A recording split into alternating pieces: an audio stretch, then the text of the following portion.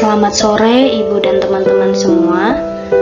Di sini saya Mega Lumbantoruan bersama Kak Oskar Katanga akan mempresentasikan hasil diskusi kami terkait chapter 11 mengenai Schizophrenia Spectrum Disorders. Apa yang terlintas dalam benak kita ketika kita mendengar istilah skizofrenia?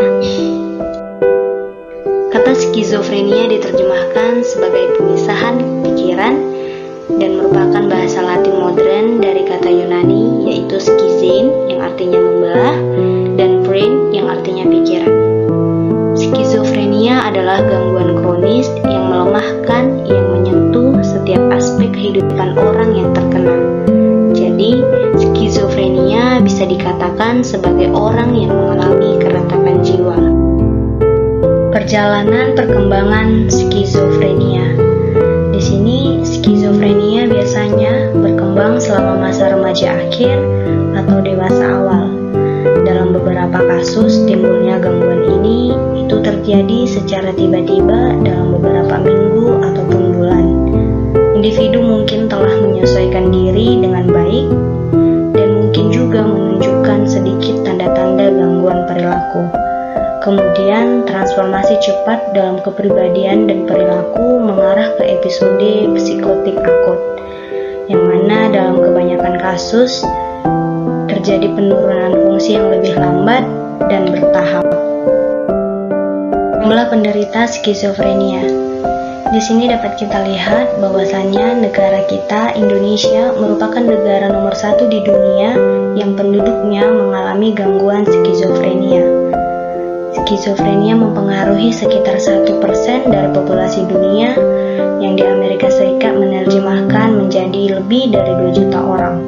Hampir 1 juta orang dirawat karena skizofrenia setiap tahunnya di Amerika, dengan sekitar sepertiga dari mereka memerlukan rawat inap.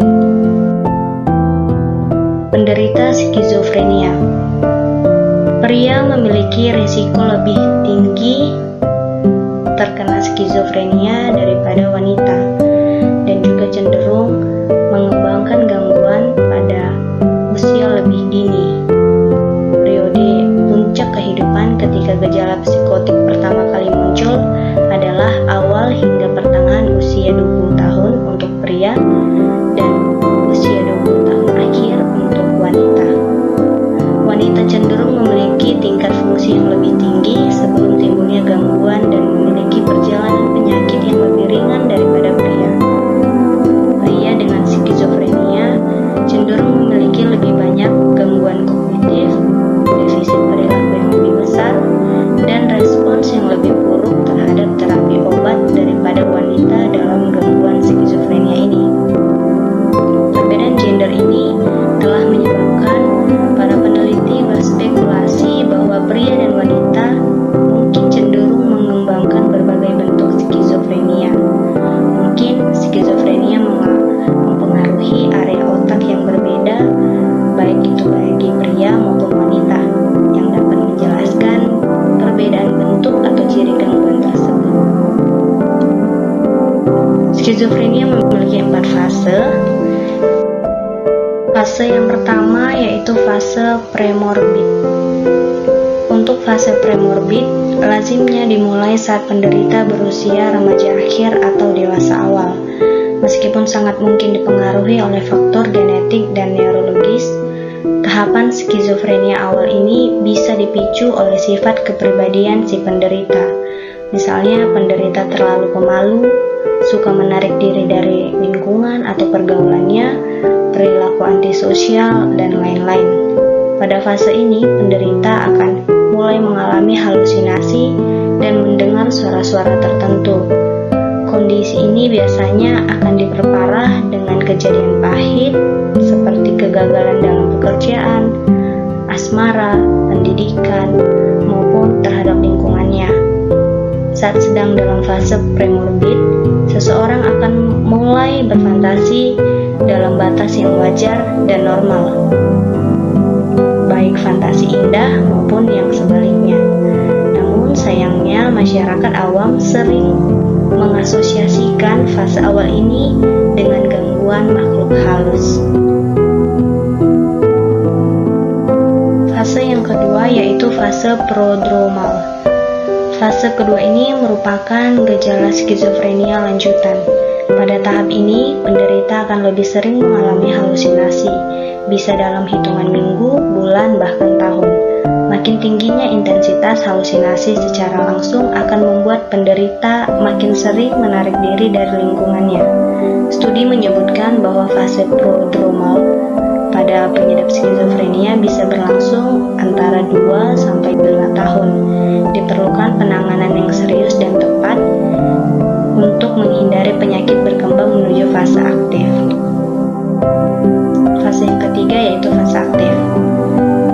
Jika penderita skizofrenia sudah sering mengalami halusinasi, inkoherensi, gangguan afek, bahkan sampai waham pada intensitas yang tak bisa dikendalikan, kemungkinan besar penderita sudah berada di fase aktif.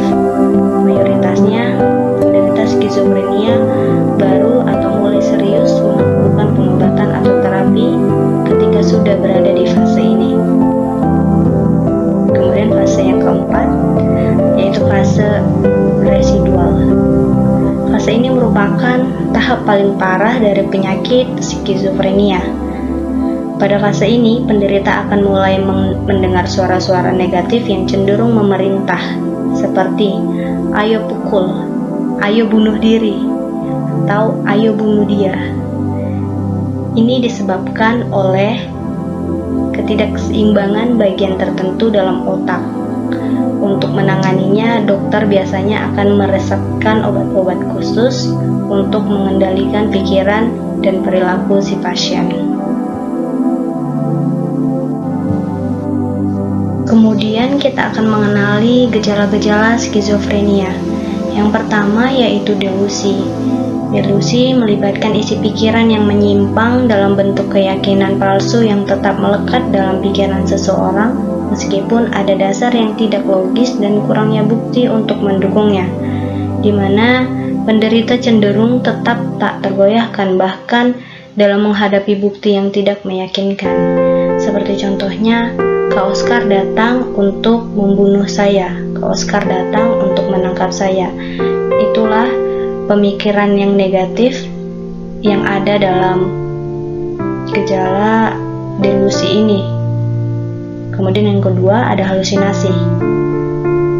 Halusinasi terjadi pada saat panca indera seseorang terangsang oleh sesuatu yang sebenarnya tidak ada. Fenomena halusinasi terasa sangat nyata bagi penderita. Contoh gejala halusinasi ini biasanya dialami oleh penderita skizofrenia adalah mendengar suara-suara lain yang membuat dirinya semakin berhalusinasi. Ketiga, pemikiran tidak logis. Waham lain yang umum terjadi yaitu penyebaran pikiran, penyisipan pikiran, dan penarikan pikiran. Penyebaran pikiran yang dimaksud dalam pemikiran tidak logis, di mana penderita percaya bahwa pikiran seseorang entah bagaimana ditransmisikan ke dunia luar sehingga orang lain dapat mendengarnya. Sedangkan penyisipan pikiran merupakan di mana penderita percaya bahwa pikiran seseorang telah ditanamkan dalam pikiran seseorang oleh sumber eksternal. Dan penarikan pikiran, penderita percaya bahwa pemikiran seseorang telah ditanamkan dalam pemikirannya oleh sumber eksternal. Pemikiran telah dihapus dari pemikiran seseorang. Kemudian yang keempat, ada ucapan tidak koheren. Ucapan tidak koheren ini ucapan yang tidak berkesinambungan, yang dimana ketika penderita skizofrenia akan memberikan ucapan-ucapan yang tidak sinkron terhadap lawan bicaranya. Dan yang terakhir, perilaku aneh. Penderita akan menunjukkan perilaku-perilaku yang menyimpang dari orang-orang yang berada di sekitarnya, termasuk orang-orang yang tidak mengalami gangguan skizofrenia ini. Jadi penderita akan memberikan perilaku-perilaku aneh di lingkungannya. Tentang gejala-gejala skizofrenia, dan pada pembahasan yang akan saya bahas kali ini, gejala skizofrenia itu gejala umum. Cara umum untuk mengelompokkan ciri-ciri skizofrenia adalah dengan membedakan antara gejala positif dan gejala negatif. Gejala positif adalah ekses perilaku atipikal yang melibatkan pemutusan dengan kenyataan, termasuk halusinasi dan pemikiran delusi. Jadi orang-orang yang terkena skizofrenia pada gejala positif ini, mereka memiliki pemutusan dengan kenyataan, atau sesuatu hal yang mereka lakukan itu bukan berdasarkan kenyataan yang ada di sekitar mereka, tapi berdasarkan halusinasi yang mereka terima atau yang mereka lihat, dan pemikiran delusi juga, seperti yang sudah dibahas sebelumnya. Sedangkan gejala negatif adalah defisit perilaku atau tidak adanya perilaku khas dan mempengaruhi kemampuan seseorang untuk berfungsi dalam kehidupan sehari-hari. Ini termasuk kurangnya respons atau ekspresi emosional, atau mempertahankan ekspresi kosong, kehilangan motivasi, kehilangan kesenangan dalam kegiatan yang biasanya itu menyenangkan, kurangnya hubungan sosial atau terisolasi dari lingkungannya, atau mengisolasi diri sendiri dari lingkungannya, dan ekspresi yang verbal atau kemiskinan berbicara. Jadi orang-orang yang terkena skizofrenia pada gejala negatif ini, mereka melakukan sesuatu hal yang biasanya dilakukan oleh orang normal pada umumnya, dan gejala negatif biasanya cenderung bertahan dibandingkan dengan gejala positif karena memiliki efek yang lebih besar daripada membuat sesuatu menyesuaikan dengan kehidupan sehari-hari daripada gejala positif. Dampak skizofrenia positif.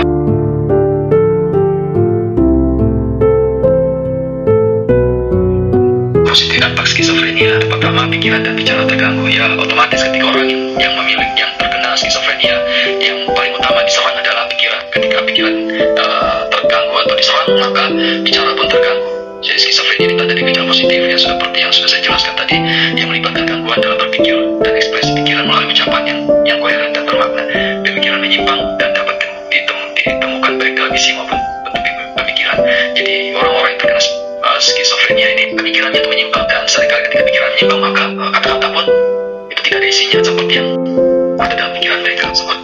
Terus selanjutnya itu gangguan persepsi. Gangguan persepsi yang paling umum pada skizofrenia adalah halusinasi, seperti yang sudah saya paparkan di atas, yaitu persepsi sensorik yang dialami tanpa adanya rangsangan eksternal. Maksudnya adalah orang-orang yang terkena skizofrenia memiliki gangguan di mana mereka itu melakukan sesuatu hal seperti yang sudah saya bahas sebelumnya, bahwa mereka memiliki rangsangan bukan berdasarkan rangsangan eksternal atau sesuatu hal yang berada di depan mereka atau di sekitar mereka, tapi berdasarkan halusinasi jika memiliki persepsi yang berbeda dari apa yang ada di sekitar mereka. Terus ada gangguan yang selanjutnya itu gangguan emosional. Respon emosional yang terganggu pada skizofrenia dapat melibatkan gejala negatif seperti yang sudah saya paparkan juga di atas, seperti hilangnya ekspresi emosional yang normal sebagai afek atau efek datar pada orang yang menunjukkan efek datar, tidak adanya ekspresi emosional di wajah, dan jenis-jenis cacat lain pada skizofrenia. Jadi orang yang menderita skizofrenia ini akan memiliki kecacatan seperti mereka bingung tentang identitas pribadi mereka, atau mereka gagal untuk mengenali diri mereka sendiri sebagai individu yang unik, sehingga orang-orang yang terkena skizofrenia seringkali mereka tidak melihat masa depan, mereka tidak punya pandangan tentang apa yang akan terjadi di atas kehidupan mereka atau rencana apa yang akan mereka lakukan ke depannya, karena mereka sendiri tidak bisa mengenali diri mereka sendiri. Dan ini adalah dampak dari orang-orang yang terkena skizofrenia. Pembahasan yaitu perspektif tentang skizofrenia.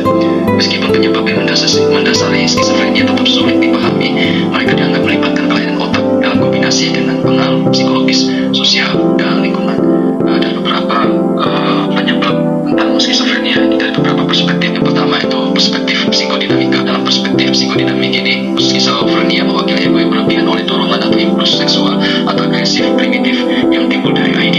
Impuls-impuls ini mengancam ego dan menimbulkan konflik antara psikis yang intens. Di bawah ancaman seperti itu, orang tersebut mundur ke periode awal dalam tahap lisan yang disebut sebagai narsisme prima. Pada periode ini, bayi belum belajar bahwa dunia berbeda dari dirinya sendiri. Karena ego menengahi hubungan antara diri dan dunia luar, gangguan fungsi ego ini menyebabkan pelepasan dari realitas yang khas dari skizofrenia. Masukan dari ID menyebabkan fantasi disalahartikan sebagai kenyataan, sehingga menimbulkan halusinasi dan ilusi. Improve primitif juga dapat membawa beban lebih dari norma sosial dan diekspresikan dalam perilaku yang aneh dan tidak pantas secara sosial. Perspektif berikutnya yaitu perspektif belajar. Meskipun teori belajar tidak menawarkan penjelasan lengkap tentang skizofrenia, perkembangan beberapa bentuk perilaku skizofrenia dapat dipahami dalam kerangka prinsip-prinsip pengkondisian dan pembelajaran observasional. Dari perspektif ini, orang dengan skizofrenia belajar untuk menunjukkan perilaku aneh tertentu ketika ia lebih mungkin untuk diperkuat daripada perilaku normal. Ahli teori sosial kognitif menyarankan bahwa pemodelan perilaku skizofrenia dapat terjadi di dalam rumah sakit jiwa, di mana pasien mungkin mau meniru diri mereka sendiri setelah sesama pasien bertindak aneh.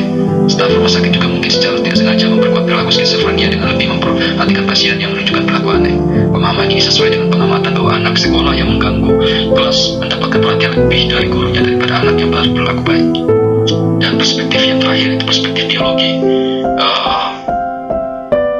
Dalam perspektif ini, meskipun masih banyak harus belajar tentang dasar-dasar biologi skizofrenia, para peneliti mengakui bahwa faktor-faktor biologis memainkan peran kunci dalam perkembangan gangguan tersebut.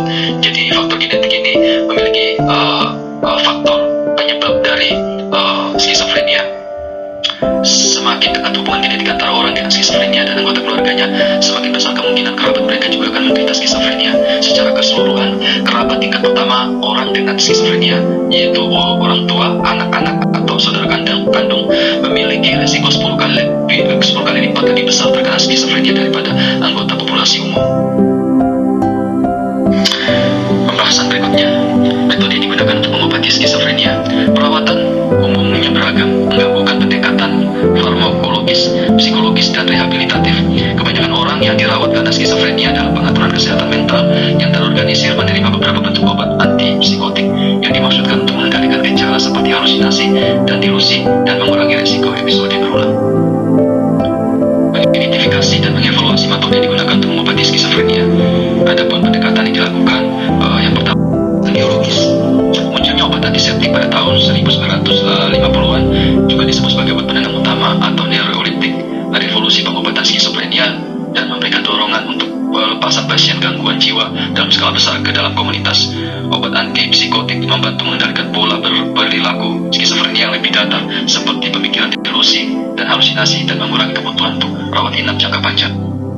Yang kedua, dalam pengobatan. Respon terhadap obat psikiatri dan tingkat dosis dapat bervariasi menurut etnis pasien.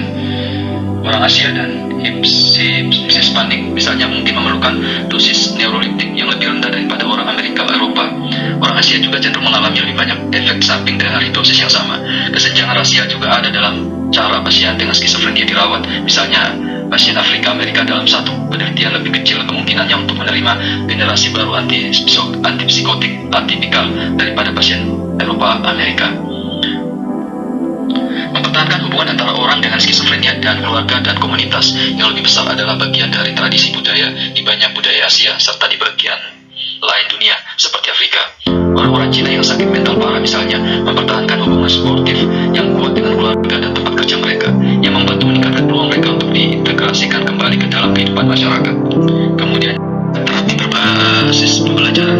Meskipun beberapa terapis perilaku percaya bahwa pembelajaran yang salah menyebabkan skizofrenia, intervensi berbasis